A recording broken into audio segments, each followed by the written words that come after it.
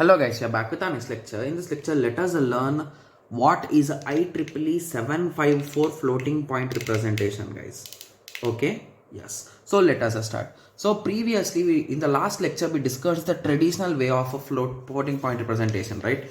Yes. So after few years of introduction of that traditional method, IEEE standards have brought it into their own rules, guys. So they gave some standard things. Okay, so they clearly gave that the sign length is 1 bit and exponent size is 8 and mantissa is 23 for a single precision. So basically for some numbers they gave this, and if your number is not sufficient in this, they also gave a 64 bit, that is a 1 for sign bit, 11 for exponent and 52 for mantissa.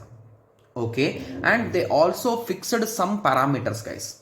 Okay, so if you want to represent positive 0, okay, using the IEEE 754 floating point representation, you will write in sign, you will write 0, in exponent you will write all zeros, and mantissa you will write all zeros. Similarly for negative 0, 1 0 0 0 0 0 0. Okay, for positive infinity 0, in exponent you will write all ones and in mantissa zeros. Similarly for negative it is 1 1 1 1 1 1 0 0 0 0. Got it? Yes. Okay, and for floating point representation, so this is what we will be using. It might be 0 or 1, it will be 1 to 254, and here there could be any number. Okay, similarly for fraction it will be 0, guys, and if it is not a number you will write here 1 1 1 and you will write xxx. Got it? Yes.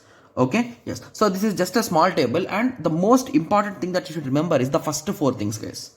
Okay, yes. Okay, so now you got an idea, right? Yes. Okay. Okay, so the major difference in between the traditional, that is a previous method, and this method is, so in traditional or normal approach we did explicit mapping, guys. So what exactly is explicit mapping is, so if you recall in that lecture, so just give me a second, I'll be taking the exact paper. Yeah. Okay, so there I told the format accepted is 0.xyz, anything, right? Yes, that is nothing but point m. Point m is nothing but mantissa. So that is explicit representation, guys. Whereas in IEEE they told that let us make it 1 point m. So you will have one this side also. Okay, so I think most of you got the idea and few of you did not got the idea. Anyway, while solving the example you will get an idea, guys, so don't worry. Okay, yes, so this is the gate question which is given in GATE CSE 2021, guys, set 1. Okay, yes, I did it correctly, luckily. Okay, yes, so let us try to solve it again. Okay, yes. Okay, so let me take a piece of paper. Okay, yes.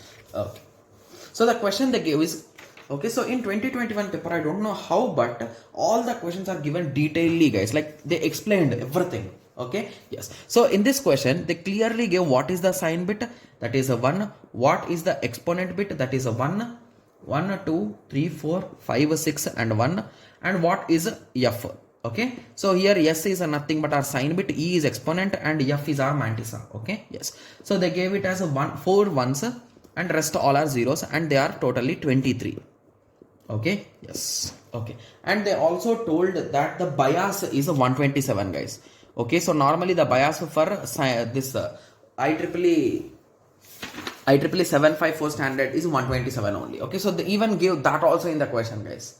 Okay, yes. Okay, so the first thing is they asked to say what is the number for this. Okay, so the first step what we should do is, so, and this is a fill in the blank question, guys. It's not ABC option question. It's a fill in the blank question. Okay, yes. Okay, so the first thing which you will observe is here the sign is 1. So you are 100% sure that that is a negative number, right? Yes. Okay, so now moving on. So now let us think of mantissa, guys. So if you recall, I told you here in IEEE standard we use 1 dot mantissa, right? So the representation. So now let us convert it. Okay, that is nothing but 1 dot 1 2 3 4 and many zeros, right? So for easy understanding, let us avoid writing those zeros. So this is our mantissa. Okay, so now you are getting some idea, right? Yes. Okay, so before trying to find the number with this mantissa, let us understand what is that exponent also. So what is this exponent? Exponent they give 1 1 2 3 4 5 6 and 1. So what is this binary number? So first of all let us identify. So it is 2 power 0, 2 power 1, 2 power 2, 2 power 3, 2 power 4, 2 power 5, 2 power 6, 2 power 7. So what is 2 power 7? It is nothing but 128, right? And plus 1. So the exponent is nothing but 129. if you recall, what did I say is bias, guys? It is 127. You should subtract 127 from it. So you will get 2 as the result. So basically 2 is the power, original exponent, right? Yes. Okay. So what is original exponent? It is a 2 power 2. So you will multiply this with that. So that is nothing but 1.1111 into 2 power 2. Okay. So if you multiply, it will look in this way, right? So 111.11. Okay, so if you try to convert this into our normal binary or decimal representation, it is nothing but, so this part is 7, right? Yes, point 2 1 by 2 plus 1 by 4. Okay, so this is 0.5, this is 0.25, that is a 0.75, right? Yes, so it is a negative 7.75 is the answer. So this is a 2-mark question, guys, given in GATE 2021. Okay, yes. Okay, so now I hope everyone got a clear idea, right? So how exactly we can convert? The main thing here you should remember is the bias, guys. So if you want to know how to calculate bias in question, if you did not give, it is nothing but 2 power n minus 1 is for bias. Okay, yes.